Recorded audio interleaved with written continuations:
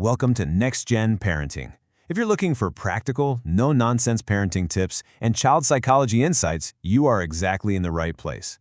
Today, we're diving into a real game changer, how smart parents are turning that daily homework stress into actual productive learning time. Okay, picture this. It's 7 p.m. You've just had an incredibly long, exhausting day.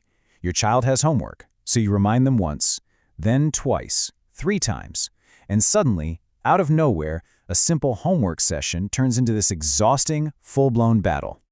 Does that sound familiar? Seriously, if that scenario hits a little too close to home and homework time feels like a daily war zone, this explainer is exactly what you need.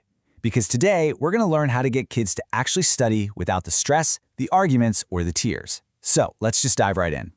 Section 1. The diagnosis. Why kids actually resist homework. Look, before we can even think about solving the problem, we really need to understand the root causes of all this resistance. Because, as we all know, just pushing harder?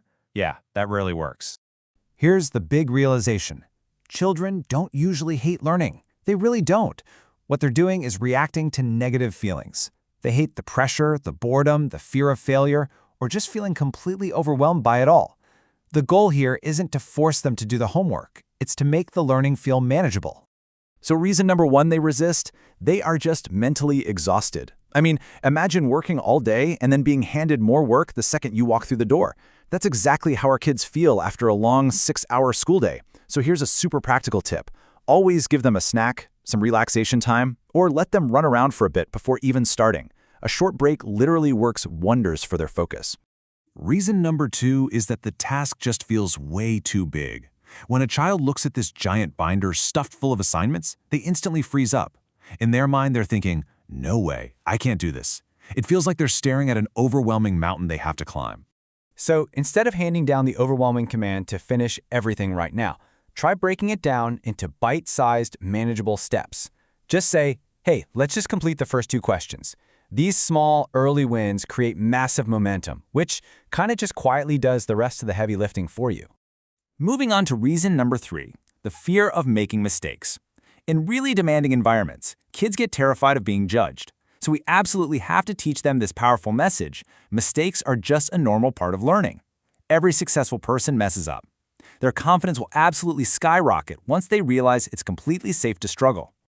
Reason number 4, way too many distractions. Listen, homework and smartphones just do not mix. Neither do the TV, constant notifications, or video games. They completely destroy a kid's focus. So, setting up a quiet, organized study zone is absolutely crucial. It's a clear signal to the brain that, hey, it's time to get to work. And finally, reason number 5, a lack of routine. Kids actually thrive on consistency. If homework happens at completely random times every day, you're practically inviting resistance. You've got to pick a regular, consistent homework time every single day. The brain absolutely loves predictable habits, and having a routine totally eliminates the need for that exhausting daily negotiation. All right, Section 2, the pitfalls, common parenting mistakes. Now that we've figured out why kids push back, let's gently correct a few well-meaning but honestly harmful habits we fall into when we're feeling frustrated. The absolute first mistake is confusing natural consequences with imposed ones. Look, turning homework into a punishment or pulling out disconnected consequences just creates resentment. If a child doesn't do their homework, the natural consequence is feeling unprepared at school. But when we impose a consequence, like grounding them from screen time, it completely distracts from the actual learning opportunity, and worse, damages your relationship with them. Mistake number 2 is toxic comparison. Saying things like, well, look at your cousin, or your friend finished already, makes kids feel incredibly criticized and controlled. Actually, it completely destroys their internal motivation and really takes a toll on their confidence and dignity. The third really common mistake? Doing the homework for them. Actually, scratch that. It's more like taking over completely. We've all been tempted. Helping is great, but taking over is absolutely not. When you take the pencil and do it for them, you literally rob your child of the chance to learn through their own effort. Believe it or not, children learn the most through that exact struggle. Okay, Section 3, the prescription, strategies for smart parents. Let's switch gears and look at some actionable, research-backed strategies to build a genuinely healthy attitude towards learning. Strategy number 1 is all about shifting your focus to effort. Instead of defaulting to, oh, you're so smart, try saying, wow, I am so proud of how hard you worked on that. Research on the growth mindset clearly shows that kids who believe their abilities can actually grow through hard work are way more persistent and much less likely to fight you on homework. Strategy number 2 is the 20-minute rule. You might know it as the Pomodoro technique. Research confirms kids concentrate so much better in short bursts. So, have them work with total focus for 20 minutes and then take a genuine, real 5-minute break. This keeps their attention super fresh and totally prevents that end-of-day exhaustion. Strategy number 3, let them solve the problems. Ask them, well, what do you think the answer is? And while they're figuring it out, celebrate those small wins. Don't wait around for perfect grades to be happy. Celebrate their consistency, notice their improvement, and praise the effort. Those are the habits that matter so much more in the long run. Strategy number 4 is connecting what they're learning to real life. Abstract concepts instantly become way more engaging when you anchor them in the real world. Use grocery shopping to teach math, go on nature walks for science, or use their favorite bedtime stories to teach reading. The minute learning becomes meaningful, that resistance just fades away. Which brings us to Section 4, the vision. The ultimate homework goal.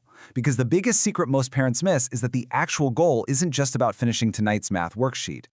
The real goal here is building absolutely crucial life skills. We are trying to develop self-discipline, robust problem-solving skills, persistence, and honestly, a genuine, lifelong love for learning.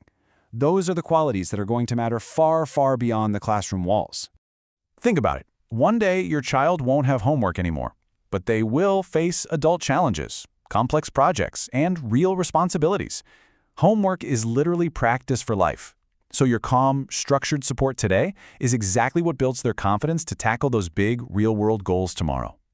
So, if you take away nothing else, remember this crucial point. Our kids do not need more pressure. What they need is more support, better structure, and a whole lot of encouragement. When we as parents focus on the learning and the effort, rather than demanding perfection, homework time becomes so much easier and honestly far more rewarding for the whole family. So, I've got to ask, what is the absolute biggest homework challenge in your home right now? Does your child procrastinate, get easily distracted, or just completely lose motivation? Drop a comment below and share your experience with us. If you found this explainer helpful, please don't forget to like, subscribe, and hit that notification bell.